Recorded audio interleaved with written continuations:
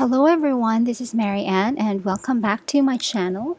I have realized that I never really got to make a video about all of the fountain pen inks that I have, but I have been able to do a video about all my pens, which I will link down below.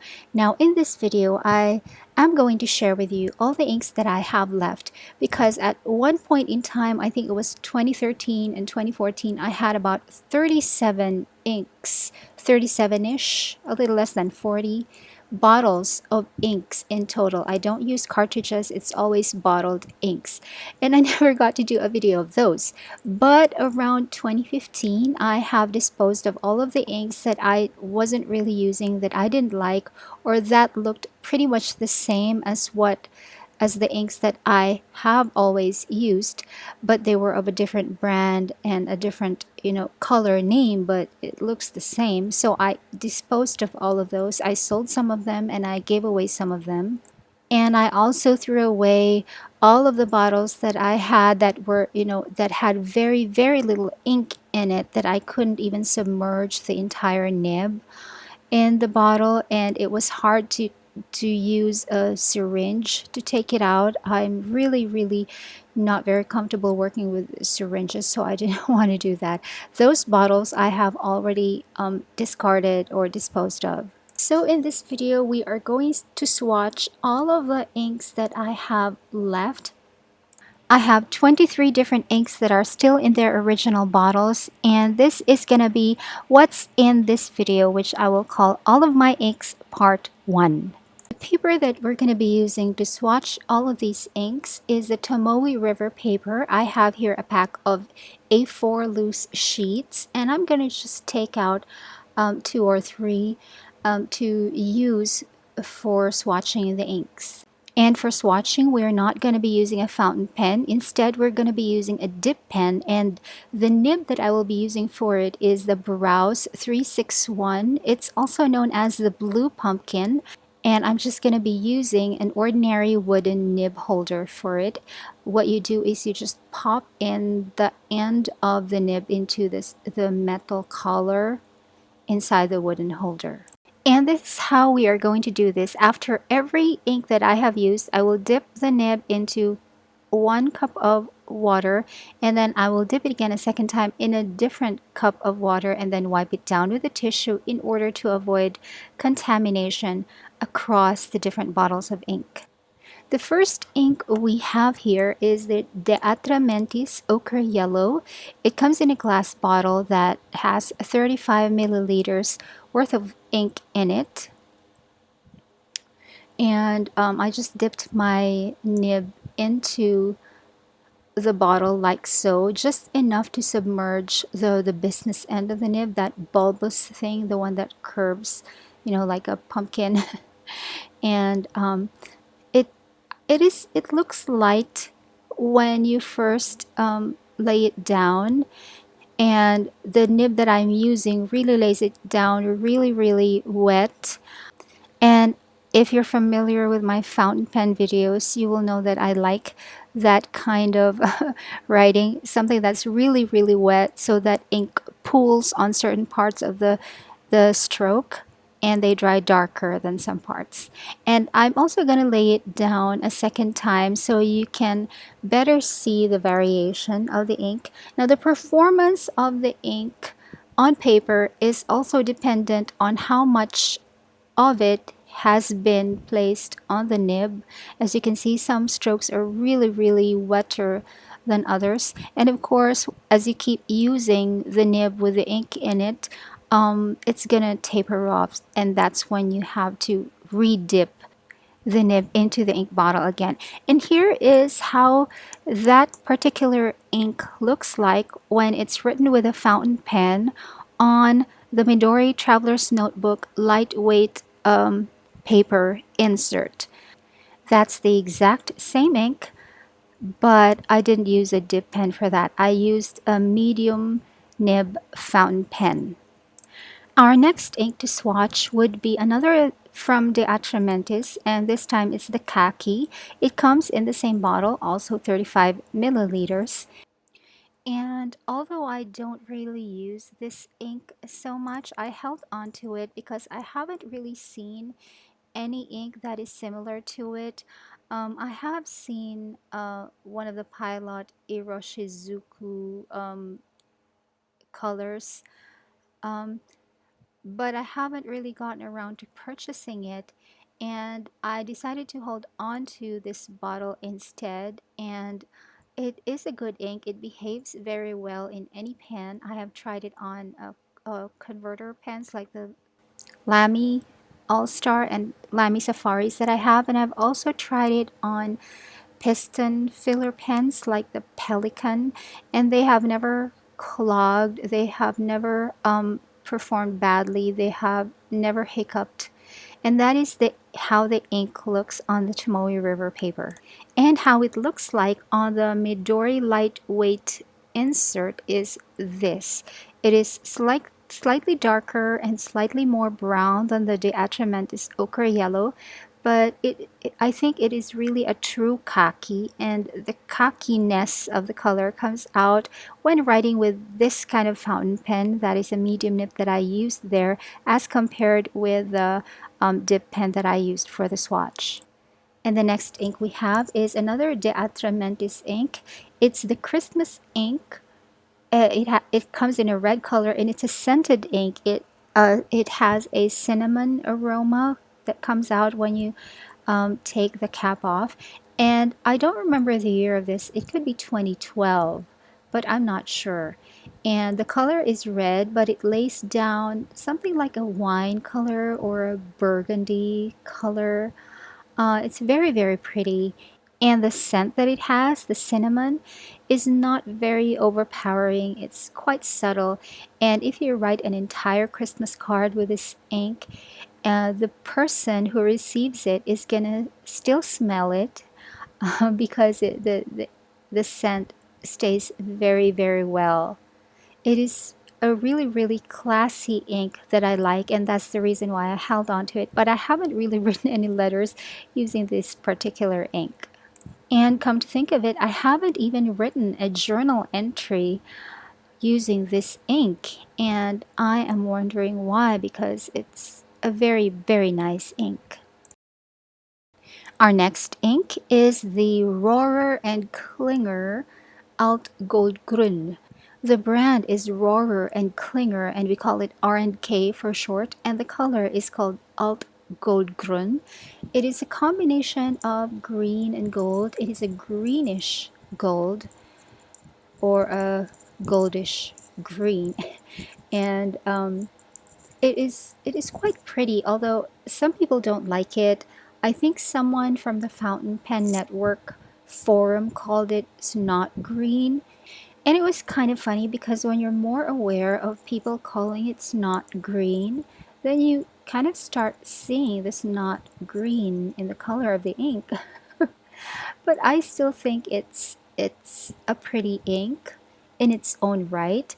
If you're looking for a green ink that doesn't look ordinary, not your basic green, um, then this ink might be something that you can use because it's not exactly green and it's not exactly gold either. It's a combination between the two, something in between the two different colors. And that is how it looks like with a dip pen up close. And when written with a fountain pen with a medium nib on the Midori Traveler's Notebook lightweight paper insert, this is how it looks. This next ink is a gift from my brother Teddy. It is the Pelikan Edelstein. It was a special edition ink from one of the years, I think it was 2013 or 2012. It's called the Topaz, and the box has those black styrofoam blocks that kind of keep the ink bottle in place so that it doesn't really move around when inside the box. And this is the reason why those black foam box are there, because the bottle is really, really so precious. It is glass, and Just look at that design and look how it really showcases the ink, and the color of the ink is a deep blue in the bottle, but when written on it looks more vibrant. Now let us watch it. There is something about blue inks that make it more difficult for me to choose which I like, because blue is a very ordinary color for me, because I've grown up with it. I've used it in school together with black, and I also used to use red to highlight things. When I was growing up, we didn't have all of those many different study pens. We just really had ballpoint pens, and I grew up with a pencil and ballpoint pens. So blue is really an ordinary color for me, so it's really hard to see anything special in it. But with certain fountain pen inks that are blue, I'm starting to see that blue is really not just an ordinary color. Like you can see in this particular ink, the Topaz, as it tapers out when used with the dip pen, it really shows variation. This next ink that we are going to swatch is also a gift, but it came from my dad, who sent it over from the United States via his brother, who was traveling back to the Philippines. It's the Pelikan 4001 Brown, and it has an unusual bottle shape, which has a purpose. If you are low on ink, you just set it down at an angle so you can get the ink better. And it's a very old ink. I think I received this in 2006 or 2007. I've been using fountain pens a really long time, and some of the ink has already gunked up the mouth of the bottle, so I might not use it for fountain pens anymore because it might not be safe. There might be gunk in there, but it's okay to use it with a dip pen because it just sits on the surface of the nib, and the ink volume is so low that I had a hard time really getting some of the ink to cover the surface of the nib, but I had to find a way to put more ink on there so that I can at least swatch it, even if I am never able to use it again. I was able to get a fair amount of ink,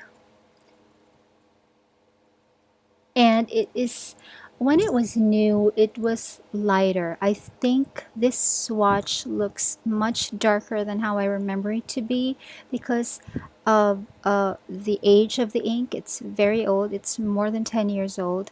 I probably kept it because I it has some sentimental value to me. It's a gift from my dad. And look at me still trying to get some more ink on the nib so I can write 2 lines with it on our swatching paper. I think people described this before as more of a copper brown, but because we are writing with a dip pen and because it's also a very old ink, it has become darker, but you can probably still detect some shades of copper on there, but I'm not really sure. This next ink is from Private Reserve. It's called Shell Pink. That is the name of the color. And this is the only Private Reserve ink that I have at the moment. I used to have a blue one that I forgot the name of, but I gave it to my son Chandler because he also uses fountain pens. He has been using fountain pens since he was about 7 or something. So let us swatch this Shell Pink ink. Now, this is a very light ink, but because we're using a dip pen which gathers more of the ink, which draws more of the ink into a very thin tip which doesn't spread out on the paper, it looks a little bit darker, but later on I'm going to show you how it looks like when written with a wide fountain pen. It is not a true pink. It is not a pure pink. It has a little bit of orange in it and it's a little bit grayish. It is true to its name. That is exactly how I imagine shell pink to be. It is quite pretty, but you have to choose the nib that you use. If you use a very wide nib, the ink is going to spread across your strokes. So you're going to have a lighter ink at the end. But if you use maybe an extra fine nib or a dip pen like the one that I'm using, the ink will come out darker. There you can see that some parts are really quite dark, but some parts are very light. This is how the Private Reserve Shell Pink looks like when I used it on a 1.5mm italic nib on the Midori Traveler's Notebook lightweight paper insert. As you can see, some of the parts are very light because of the width of the nib, but on some parts where the ink has been able to be concentrated on one particular stroke, like on the dots on top of the eye, it is very much darker than the rest of it. Our next ink is from Omas. The color is called Sepia, and this is the box that it comes in. It cost me $14. I remember I purchased this from Fountain Pen Hospital together with a Pelikan Grand Plus M600 fountain pen. I forget if it's M600 or M800, but I purchased the pen together with this ink, and it's an octagon glass bottle, and it also has a purpose because when you're low on ink, you just tilt it at an angle so that you can get every last bit of ink out. Now this is also a very old ink which I purchased, I think 2006, definitely not 2007, it must be 2006. So there must be some gunk at the bottom, and there was definitely some gunk that you saw on the mouth of the bottle, but since we're using a dip pen, it's okay. It is a very dark sepia, which I like. I used this extensively before, especially in 2006 when I only had about 3 fountain pens. I had the Sheaffer metal, all metal one, and then I had the Pelikan M400 demonstrator, and then I had the Pelikan Grand Plus, and then this ink. And the Grand Plus is a brown pen. And I like that this Omas Sepia ink really matched the brown of that pen, so I used it extensively. And as you can see, I have almost finished the entire bottle, and that is how it looks. And here is how it looks with a medium nib fountain pen on the Midori Traveler's Notebook lightweight paper insert. It's really pretty, and it shows really good shading. Up next, we have something from the brand called J. Herbin. The name of the color is Bouquet d'Antan, and there is a swatch of the color right there on top of the box. And it is a small bottle. It has only about 30 milliliters worth of ink in it, and the bottle is actually designed to carry a pen on it because it has a depression that you can place a pen on to prevent it from rolling off your tabletop when you're taking a pause from writing.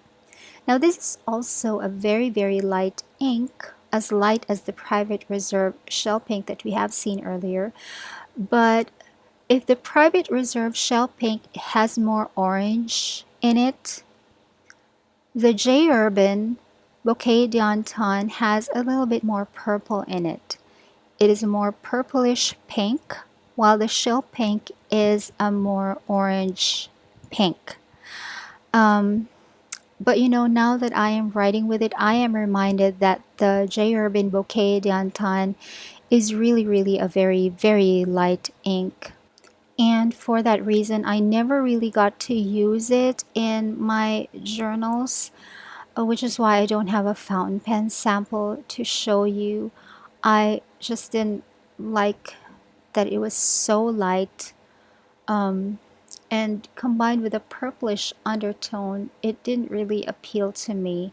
But when writing with a dip pen like this one that I'm using right now, it does look quite pretty. But I don't really write with a dip pen so much because it's kind of messy. So there's the close-up of the Bouquet d'Antan, and you can differentiate it from how the shell pink looks like. As I've said, the shell pink has more orange in it, and the Bouquet d'Antan has a little bit more purple in it. Our next ink is another one from J. Herbin. It's called the Vert Reseda. This one is also a gift from my dad. It came together with the Pelikan 4001 brown that I showed you earlier. And I've almost used up the entire bottle, as you can see. And it is a good looking ink. It is not a pure green. It's sort of like a blue green that is quite light. I remember the first time I got a new dip pen, I used this extensively because it looks so good with a dip pen, as you can see right here in this video.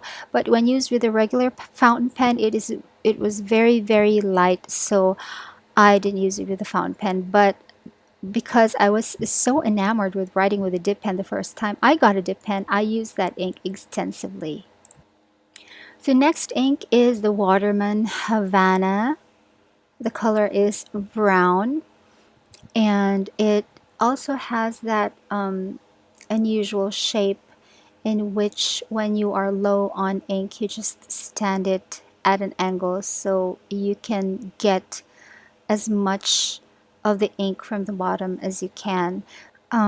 This bottle is only halfway used.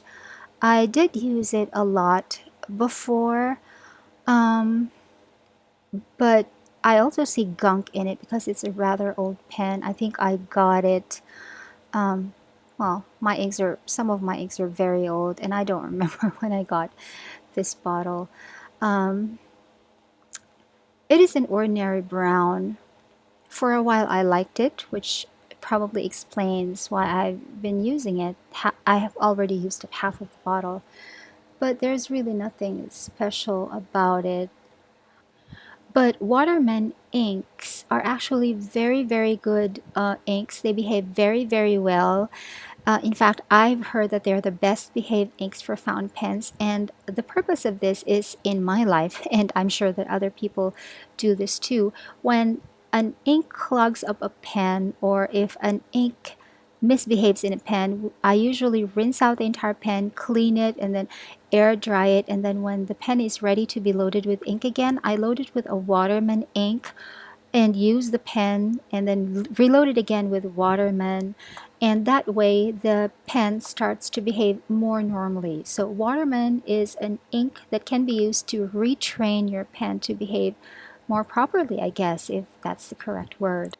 Now here is a rather strange ink. It's a Montblanc, but it looks very old. I purchased this, I think, in 2007 or 2008 in a restaurant for 525 pesos, and the box really looked like that. It looked much older than the other Montblanc ink bottles in boxes that I have seen in the store, so I was kind of intrigued. And the color is ruby red, which is not a basic red. It's actually a very bright semi-transparent ink that sometimes look like merthiolate. I'm not sure if you're familiar with merthiolate, but people used it for manicures in the 70s and 80s before, and it came in that characteristic Mont Blanc bottle that sort of looks like a shoe with a heel. As you can see, the ink is transparent inside the bottle, and it lays down a rather bright orangey red, which I didn't really like. But what I did was I used to mix this ruby red with a Mont Blanc black to make a dark magenta color, and that is what I have used, and that's the reason why the bottle now has only a little ink left, because I've used up most of it to mix with the Mont Blanc black to make a magenta ink. And one of these days I might show you a notebook in which I used that magenta ink. But for now, this is the Mont Blanc Ruby Red. That's how it looks. Nothing special. The color is quite gaudy to me. I never really liked it. Here we have another ink from J. Herbin.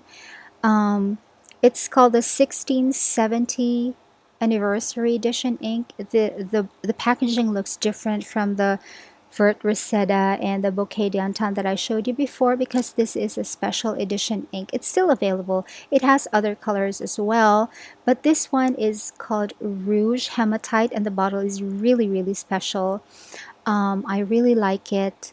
It has that wax seal at the front, and the ink is a deep, deep saturated red, which has teeny tiny gold flecks in it that don't always come out.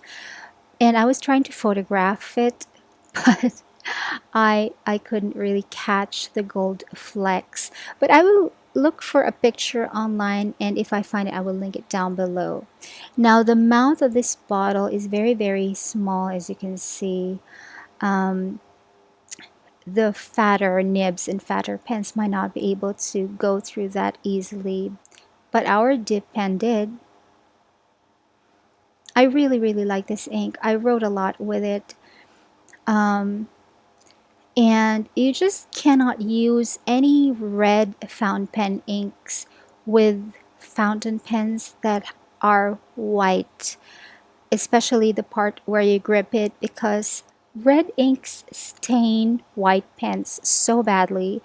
And I remember once I loaded the Rouge Hematite into the Pelikan white tortoise M400. It has a white grip and the barrel is semi-transparent, and I used it for like a month.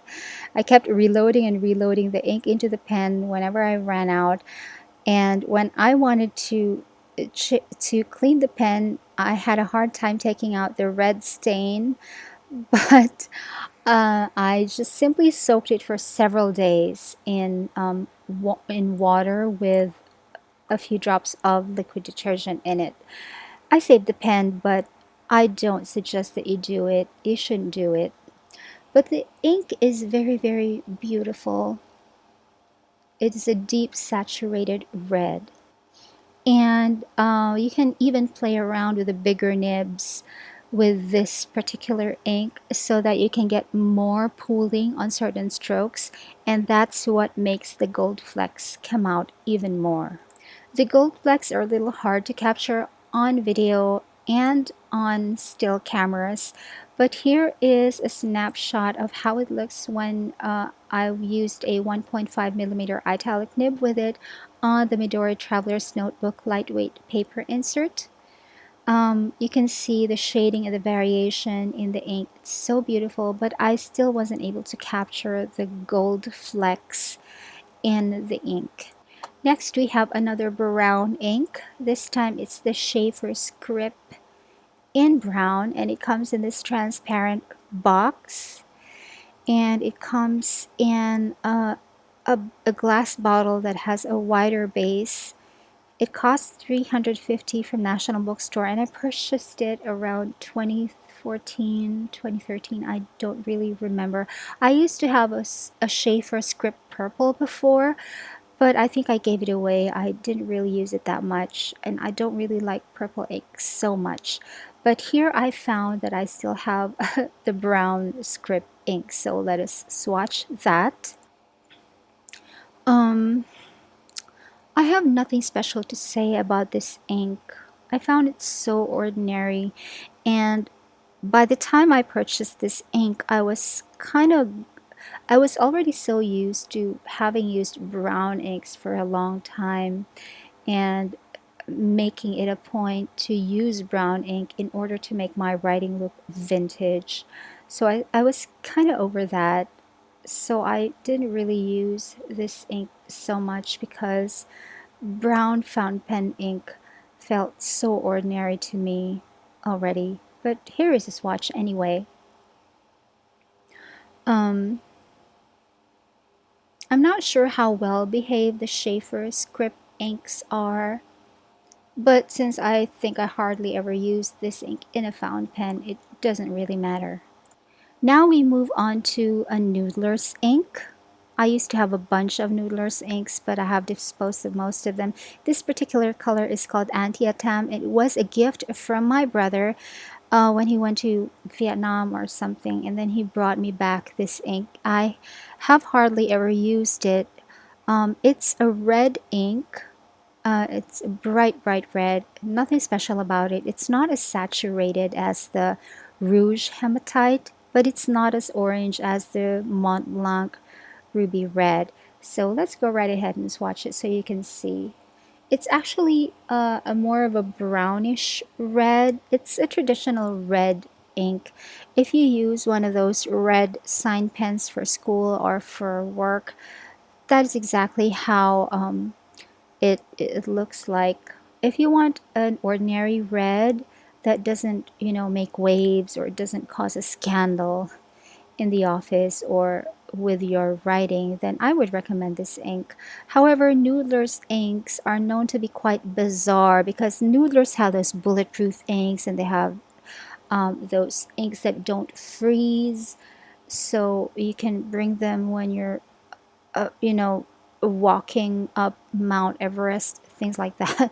So that's what Noodlers is known for. They have the most bizarre inks, but the Noodlers Antietam is pretty much a normal ink. It has no special properties. We also have another Noodlers ink to swatch, and this is the Zhivago. This is one of my favorite inks. I have used up about 3 bottles of this already. This particular one was purchased in December 2012 and it hasn't gone bad. I have another bottle of this in the dorm and that one is already halfway through. This one is in the office and I have used some of it, I think, but not entirely. This one is still almost half full and it is a bulletproof ink. You can throw water on it or bleach on it and the writing will never disappear. The only way that you can make the writing disappear is if you burn the entire paper. And Noodlers even has a challenge that anyone who can make a bulletproof ink disappear from paper can get to win $5,000. I think it's still on. It started with, I think, $1,000 and then they raised it to 5,000 because nobody was ever able to do it. And it is a very deep green. It is actually a bulletproof black and they added a green tint to it, which is really looks really good. It looks very elegant and classy, and of course with a dip pen it looks more black than green. And because it's a bulletproof ink, if you throw water on this, the green parts of the ink is the one that's going to be washed out, but the black will remain like forever on the paper. It's really cool. And now we move on to the Diamine inks. These are very good inks. I like this brand and I have a bunch of them. Right now we are going to swatch Hope Pink. This bottle was purchased in January 2013. And this is how a Diamine ink bottle looks like. It looks very vintage. It has a Bakelite cap that is a mottled black and green. It really looks vintage, but as you can see, there are some sediments at the bottom of the ink. I'm not sure if that is a particular quality of that particular ink, and I'm not sure now if it's going to be safe still for my fountain pen, but since now we're just using a dip pen, it's okay. It is a very bright, vibrant pink. You guys, it's really bright, as you're gonna see. It is something really out of the ordinary. So if you're grading papers and you still want red, but you want to look special doing it, I suggest that you use this Diamine Hope Pink ink because it can really grab attention. It does show some shading, a reasonable amount of shading when you use it with a fountain pen, especially with a fountain pen that has a very wide nib, and I'm gonna show it to you later. But here's how it looks like with the dip pen that we're using. It has a bit of orange in it, but when there's very little ink on the nib, the orange is gone. And here's how it looks like when written with a 1.5 millimeter italic nib. As you can see in the parts where the ink pools on the stroke, it's a little bit more orange, but on parts where you would expect a different kind of ink to be very light, The Hope Pink is not very light. You don't get too much shading in here. It's not like light, medium, dark. It's just medium dark, and the darkest parts have a bit of orange in it. Another Diamine ink that I have is the Blaze Orange. I hardly ever use this. I only have this because I wanted to try it out, and it does look good, but it's not really my cup of tea. And the bottle is the same as the one in Hope Pink, but the cap is no longer mottled green and black. It is still made of Bakelite, but it now comes in an all black color. And based on my observation, this ink has a little bit more shading than the Hope Pink, as you are going to see later. It lays down an ordinary orange colored line on the paper. I was kind of thinking more like a fiery orange because it's called Blaze Orange. So I was expecting it to be very vibrant and vivid and sharp. But it turned out to be just an ordinary orange, which is okay if you're not really looking for an orange that will jump out at you from the paper. And also when we're writing with a dip pen, there are so many variations going on because there are so many factors to consider, like how much of the ink actually coated the surface of the nib, so that kind of affects the writing quality.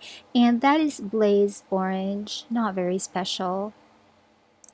This is how it looks with a 1.5 millimeter italic nib on the Midori Traveler's Notebook lightweight paper insert. It does show more shading than the Hope Pink, but it's just an ordinary orange, nothing special about it. And then we have another Diamine ink. This time it's called Oxblood, and this is a really elegant ink. I purchased this in January 2016 after I have disposed of a bunch of my inks, which was in 2015. And then I decided that I wanted this ink. I haven't really used it much. I just swatched it before and took some photos, but I have never really used it to, write extensively. But so now let us swatch it for this video. It really looks like dried blood, you guys. It looks like dried blood. It is a very dark blood color. It is not vibrant at all. It does not stand out. It is a very subdued color. It's not like wine. It doesn't have a hint of purple in it. It has more brown in it actually than purple. So it's not close to wine, but what it is, it's really like dried blood. That's how it looks. And let's see it up close. If you want something that is understated but not black or not blue black, this is the ink that I would recommend. And this is how it looks when I wrote with it on a medium nib, on a lamy, on Tomoe River paper. It looks really good, and the shading is not very distinguished. It's not very apparent, but you can see some amount of shading in it. Next we have another Diamine ink. This time it's the Eau De Nil. I have used this ink before for last year's One Book July, and I purchased this particular bottle in January of 2016, and I really like this ink. I gave a glowing review on it in one of my videos for One Book July 2016, but let us watch it now for this video. I like this ink because it is a blue color, but like I said towards the beginning of the video, it's hard to find anything special with blue inks because I'm so used to it. I grew up with it. So if an ink comes around that is not really a true blue, which has a little bit of green in it, like this Eau De Nil, it is a little teal in color. I find something special in that because when you're a blue ink, it's not easy to be special. That's why I really like this blue ink. And Diamine inks tend to behave quite well. I haven't yet had it clog a pen up. I haven't heard any complaints about it yet. I think this could be one of the well-behaved inks that we have around. Not as completely scientifically well-behaved as Waterman inks are, but Diamine inks, generally speaking, will not give your fountain pens any problem. And as you can see, the color looks really, really good. It has a little bit of green in it and a little bit of gray. It's not a true blue, and I like it. Here's how it looks. Once I have used it in a 1.5 millimeter italic nib in a fountain pen, it shows good shading, and you can see that it's not really a true blue. It has a teeny tiny bit of green in it and a little bit of gray. Here is another Diamine ink. I really like this ink. It's called Sherwood Green. It's one of my favorites. The only reason why I don't use this ink more often is that it's not bulletproof, meaning if you throw water on it, it's gonna blot and smear and eventually disappear. Not like the Noodler's Zhivago, which will stay on the paper as a black ink if you throw water on it, because water will only make the green tint disappear but not the black. But the Diamine Sherwood Green is a really good green ink, as you are going to see. It is not very bright, but it's not very dark either. It's just the right combination of green and black. But when I write on it with a dip pen, it looks more black than green, but the close-up is going to show you the green, and I will also show you a fountain pen writing sample for it. But if you are going to use a very fine nib with this ink, it's going to show up like that. As you can see, it is just a green black ink. It looks very, very classy actually. And here is how it looks when I wrote on it with a medium fountain pen on Tomoe River paper. The shading is so good. It is not a very scandalous green. It's not neon. It's not very bright. It's just the right amount of green with the right amount of black. Next, we have another Diamine ink. This one is called Graphite.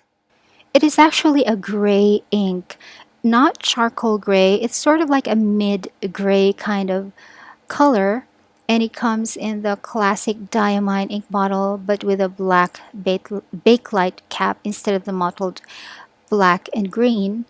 And when swatching it with the dip pen that we are using for this video, it looks almost black, but that is because the dip pen has a very fine tip, and a fine tip usually concentrates ink onto a smaller surface of the paper. So if you get a larger concentration of ink on a smaller surface area, then you get darker colors. I like this ink. It is, if you need to use black ink but you don't want to look very ordinary, this is what you can use, because usually black fountain pen inks don't show much shading, but if you use a gray fountain pen ink, some parts will look almost black and some parts will look gray. And that is how it looks like up close when we use a dip pen with that particular ink.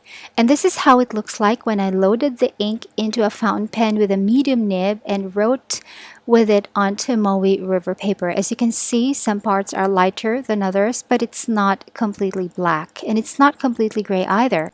However, this is an ink that has a special characteristic. It has what we call sheen. It's those silver specks that you see on certain strokes. That is caused when the ink crystallizes before drying on the paper, and it causes light to reflect on it, so it looks like glitter or shimmer. Um, that happens in some inks. Not all inks have this characteristic, and it doesn't say on the bottle that this ink has sheen to it. But sometimes you get it and sometimes you don't, and it also depends on how you write your strokes. If you write strokes with very wet lines, sometimes you get that kind of sheen. Another Diamine ink that I have is called Kelly Green. This is actually another of my favorite inks. I seem to have a lot of green inks as my favorite, and I purchased this particular bottle in January 2013. And as you can see, it also has that mottled green and black Bakelite cap. And this is the same ink that you see that is in my cover photo on my YouTube channel. That is Diamine Kelly Green, and it is a true Kelly Green color. I think that Kelly Green is a happy color. I have always liked it ever since I was little. I've always known what Kelly Green looked like, because I think in the 70s it was one of the more popular colors, the kind of strange greens. But I really considered it to be a happy color ever since I was a little child. So when I saw that Diamine had this particular color, I had to buy it. And of course, this is one of the ink bottles that I decided to hold on to. I will never let this ink bottle go. And even if I don't really use it anymore right now, I know that I'm going to be using it in the future.